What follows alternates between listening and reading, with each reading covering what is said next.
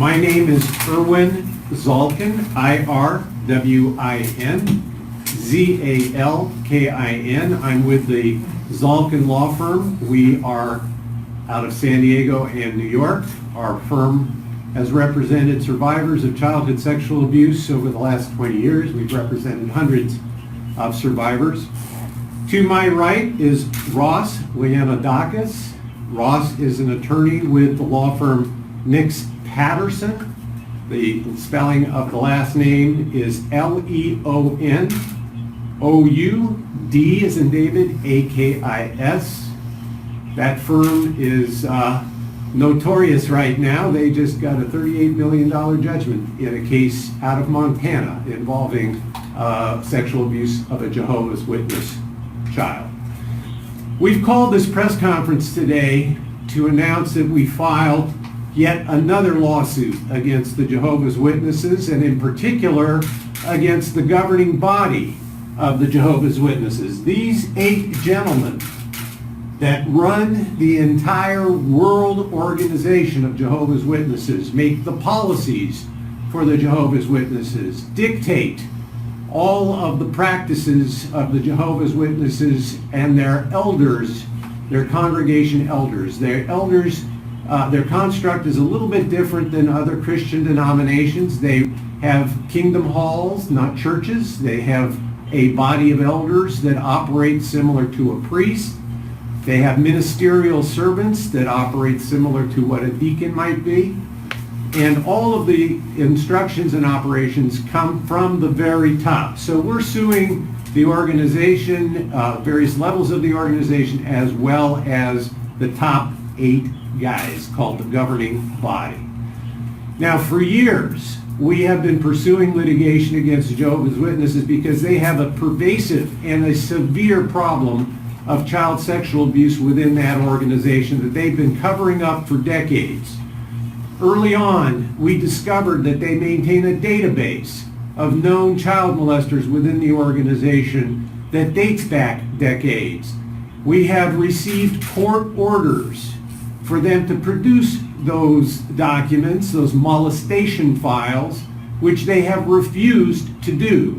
This has gone all the way up to the California Supreme Court and back, and they still refuse to obey court orders to produce these documents in a form that they can be used and be understood, so we can see the level of knowledge that this institution has had about abusers within their organization and the cover-up that's been going on for decades of known molesters. I want to give you just a little example. In Australia, the government there just conducted an investigation and released a report in 2017 that showed that they had discovered among a population of 67,000 Jehovah's Witnesses that there were 1,800 children molested and 1,000 molesters. Now extrapolate that to the United States, where there's about 1.5 million Jehovah's Witnesses and some 14,000 congregations. You can do the math yourself to get an idea of the scale of this problem. And they do have what I refer to as a crisis of silence in the organization. They're extremely secretive. They keep themselves insulated from the outside world. They view the outside world as being impacted by Satan, not to be trusted, that the institutions of the outside world are governed by Caesar's law, and that if they have any issues, any problems, they need to go to their elders. And everything is kept within the organization. And that is the big problem. And that's why children are getting molested and these are going unreported, these molestations, despite the fact that in most states they are mandated reporters under the law as clergy. They don't report. Now they'll tell you, oh, we don't discourage people from reporting. We even encourage people to report. But the reality is that people won't report because they're indoctrinated that they are not to bring reproach against Jehovah. They don't go to the outside authorities because they're taught not to trust outside authorities. Who would you go? Why would you go to law enforcement when you can go to the righteous elders and they will take care of the problem? Problem is they don't do that.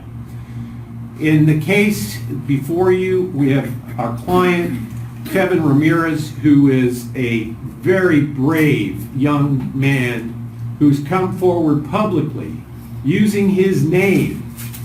He's not a DOE. He's not hiding behind a DOE designation. He's here with the courage to use his own name and to go public with this lawsuit because he wants the world to understand what has happened to him and what is happening to other children within the Jehovah's Witnesses.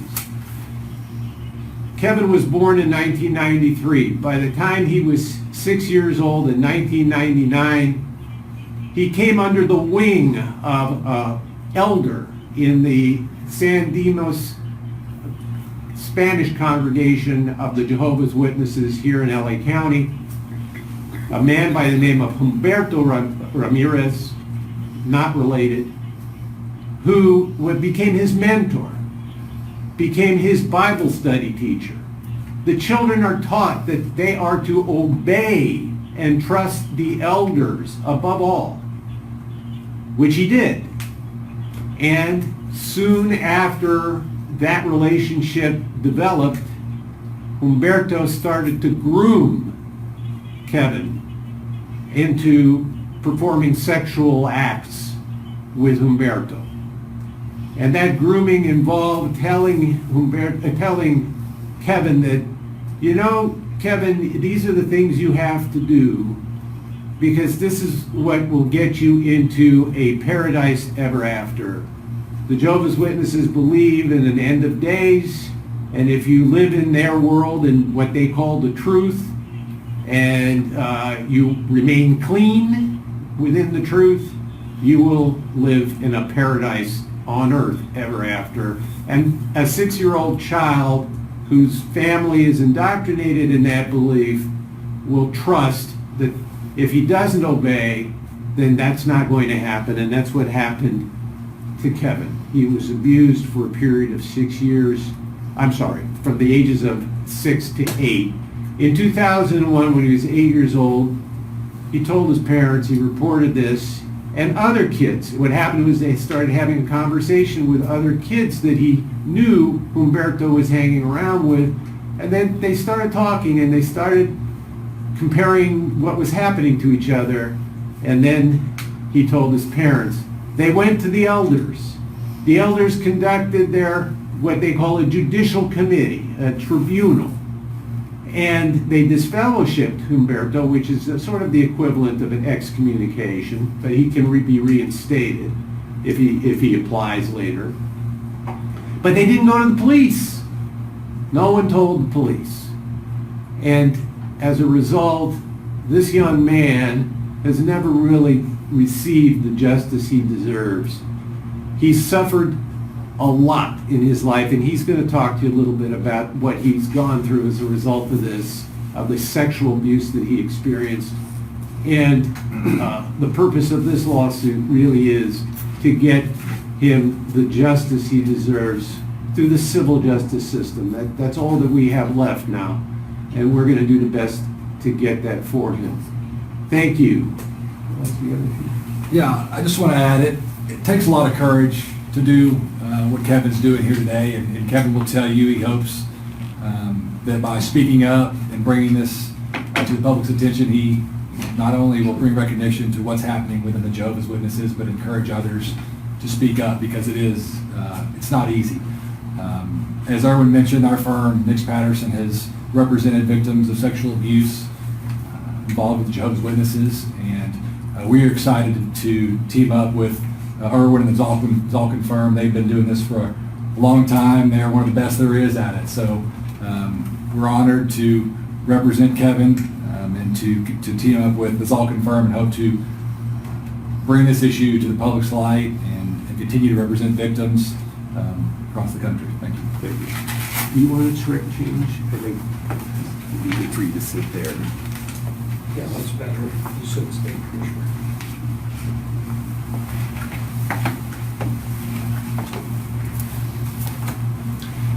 Just tell them a little bit about your story. You can move forward as close as you can to the mic. Thanks. You're important. Well, my name is Kevin Ramirez, and I was born into the religion of the Jehovah's Witness. You know, growing up, you are indoctrinated and you are taught to trust these elders with everything. Like you said, they are your mentors. They are the equivalent to what a priest would be in the churches. So everything started with Bible study. I don't know how other people started, but my case started with Bible study. And he got the trust of my family. He got the trust of other families to go out. So as time went on, it went from Bible studies to service. They call it preaching when they go door to door. And that's when the molestation happened. You know, and thinking back now, when I say all of the things that happened, I think that he was grooming me. He was prepping me for other things that, you know, as a kid you would have never thought of. But looking back now, it's some really dark stuff. How's this affecting The way this has affected me now, it's practically every time I drive by a Kingdom Hall, I feel disgust because you never know what's going behind closed doors. You never know if other kids are going through the same thing. I suffer from, like, you know, anger problems. Like, I just start thinking about stuff that happens and Can you describe any of the things he did or? dark thoughts. He would fondle, he would touch, and vice versa. He would make us touch him. He would tell us that these are the things that we need to do, or if we don't do them, we won't make it to what they call paradise. So, you know, being indoctrinated as a kid, you think that paradise is real. You think this is gonna happen. So I didn't tell anybody. I didn't tell anybody from school. I didn't tell my family, because my family weren't Jehovah's Witnesses. So I didn't really talk to them about things. So that's when I decided to go tell my parents. When, you know, like my other friends, like we talked amongst ourselves and we decided that this was something that adults needed to know was happening. Sir, over here on the left, I didn't quite get your name. My name is Kevin Ramirez. No, Ross Leonidakis, Can you spell that last name? LeonouDakis. And in resolving the Montana case, did that go through the entire legal process, or did you settle at some point? No, we had a verdict reached last fall, and we're actually arguing that to the Montana Supreme Court next month. So it's on appeal right now. And aside from justice in this particular case, is there any monetary figure that you're looking to gain from this? Is there anything else? The main reason for bringing these lawsuits, the first and foremost reason is to bring attention to what is going on within the Jehovah's Witnesses. At some point, will there be monetary compensation? Well, this is a civil case, not a criminal case, and the only kind of recourse we have is some sort of financial accountability. So at some point, yes, we are going to do our best to get Kevin a fair financial resolution to help him through the rest of his life, because the harm that is done to children by sexual abuse is lifelong, and it's insidious, and it appears and rears its ugly head at different times in a human's life and causes havoc. So he's going to need help for the rest of his life, and we're going to do our best to get him that. Kevin, you mentioned your friends you spoke with. I assume you're talking about other victims. Are you hoping to encourage others to speak out? Do you know of others who you're hoping will speak out? You know, I would encourage anybody who has similar stories to speak up. My two friends, well, then friends who I tried communicating with them through Facebook, I couldn't find the other one, and the other one didn't want to take part of this because he's still in the religion. So I'm assuming he's indoctrinated to the point where he's scared to do anything outside of the religion. When did you leave your religion? Oh, as soon as I turned 18. So your family was I mean- also still part of it, or are they still part of it? No, not anymore. Nobody's part of it. They call it PIMO, which is physically in, mentally out. So that's what I was practically my whole life. Like I read through the lies. I knew it was all it was all a facade. It was all fake to me. I never really believed anything.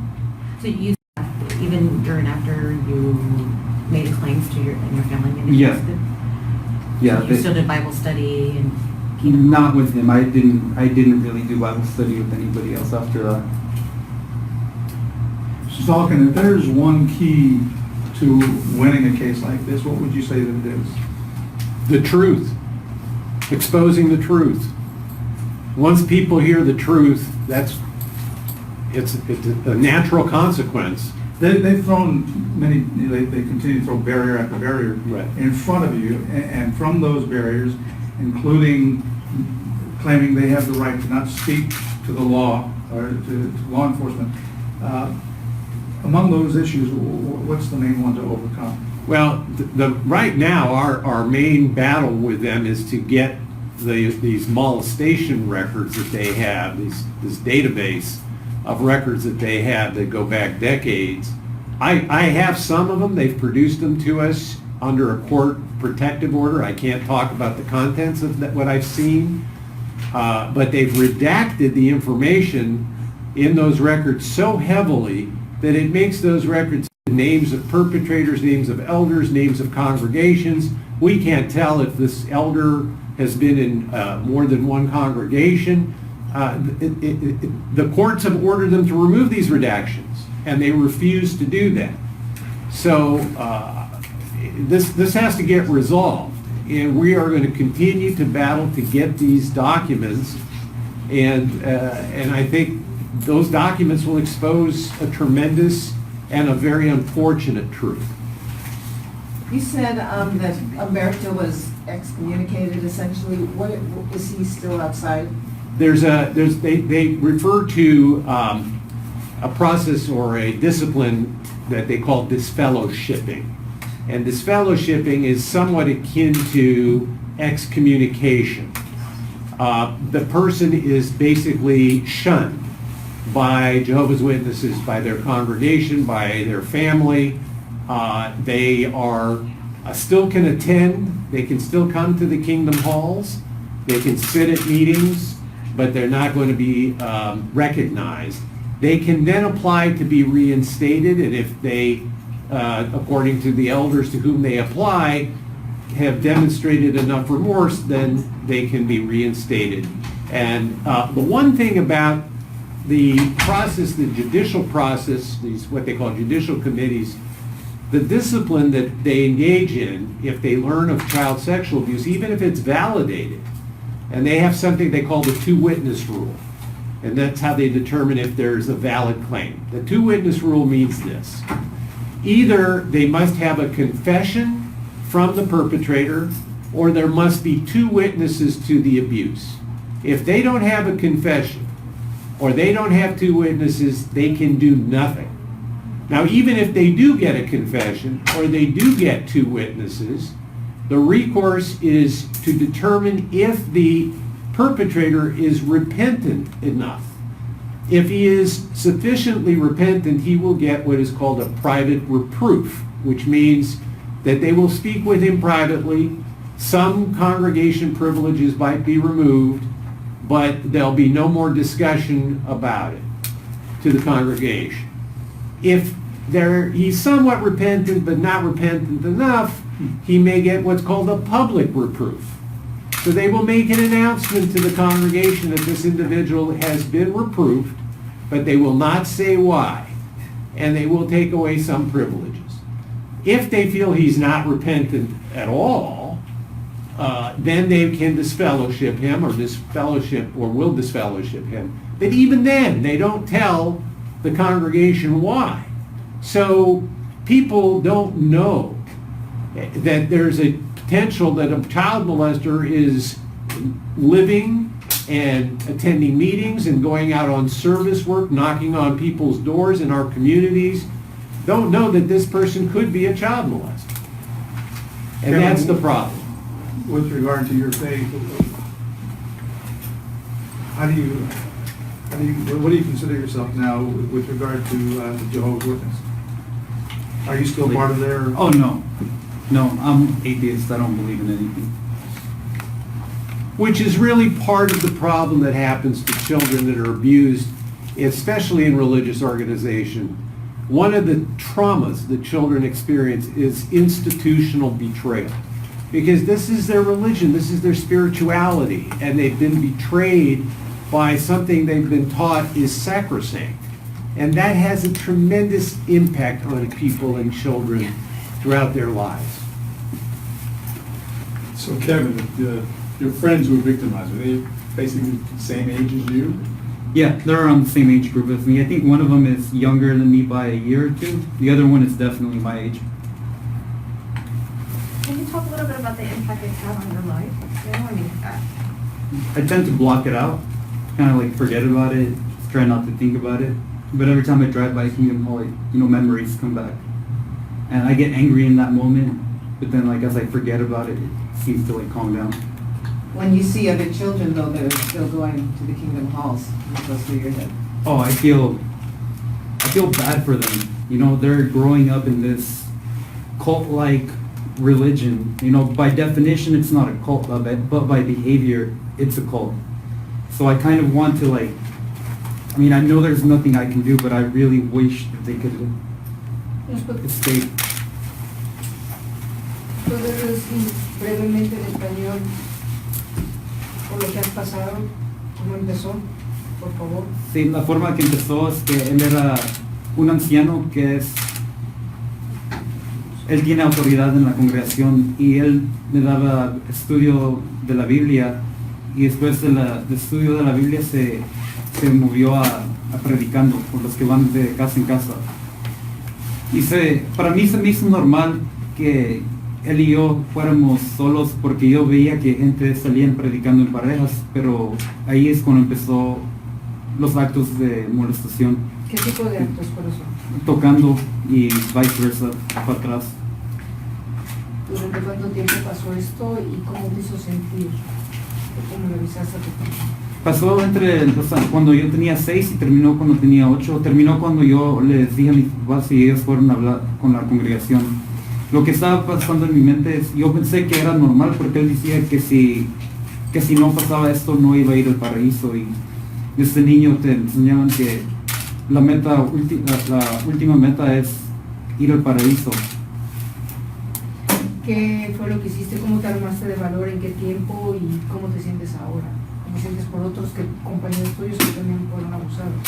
Pues ahorita me siento decepcionado con la gente que no ha llamado a los policías, pero a las víctimas les quiero dar encomio para que salgan a platicar, que hagan justicia.